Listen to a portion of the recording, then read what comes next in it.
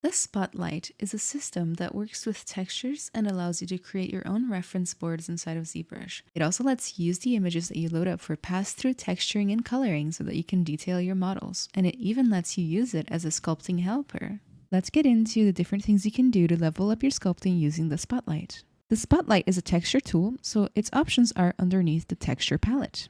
To import a new image or texture, simply go to Import here and select the things you want to open up.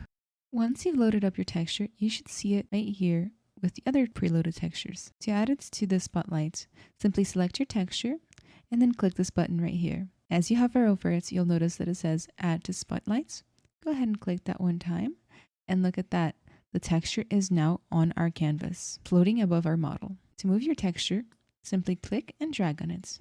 You can click and drag basically anywhere, but you notice that if you click outside of the bounds of your texture, the controls for your Spotlight will move as well. If you click one time and don't drag, you'll notice that the Spotlight controls actually just snap to that area, and that becomes where you can rotate things from, for example. If you drag the Spotlight controls from the middle points, you'll notice that there are some snapping points right here on the top of the texture. In the corners, center, so that can be a good option, especially for rotating and scaling. There are a lot of tools that can be used with the Spotlights. The most important are, again, moving by dragging, then scaling, which is this button right here.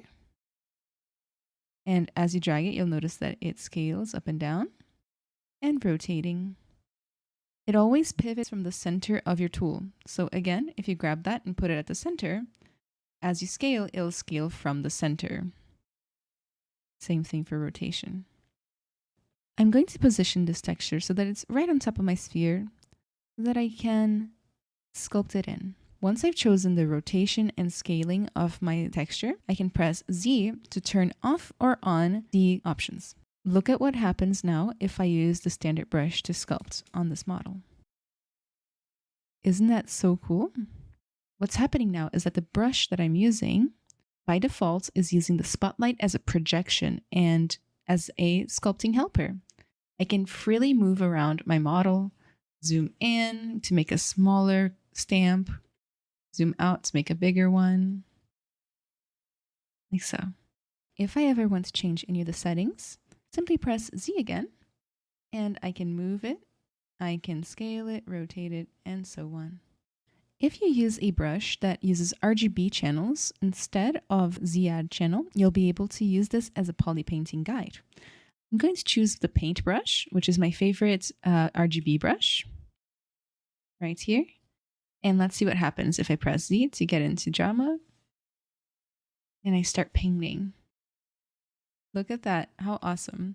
The pixelation you're seeing here is not necessarily from my texture and instead is from the resolution of my model. If you want to turn off the Spotlight mode so that you can paint on it normally, simply press Shift Z. And now you can paint on your model as you normally would. If you want to bring back the Spotlight, press Shift Z again. Like so. Let me move this to the side. While we speak about using your Spotlights to create a reference board within ZBrush. You are allowed to import as many textures as you'd like into your texture palette. So let's go ahead and do that. You can import as many textures or images as you'd like into the texture palette. So I'm going to hit Import and select a few images that I have saved. You'll notice that they are all in their original sizes. There's a way to equalize sizes. Simply hit this button, which is 4 squares side by side, Tile Unified. It will make all of them the same size as much as possible. By default, all the images have been lined up to the left here. To move any of them, simply select it and drag it to wherever you'd like. It will automatically select the correct image. From here, you can rotate and scale as you normally would. Let's say you are ready and these are your references. You can grab your standard brush or whatever other brush you'd like to use, press Z, and you'll notice that as you try to sculpt on this, nothing happens. However, if your model is underneath one of the images, you can still edit it.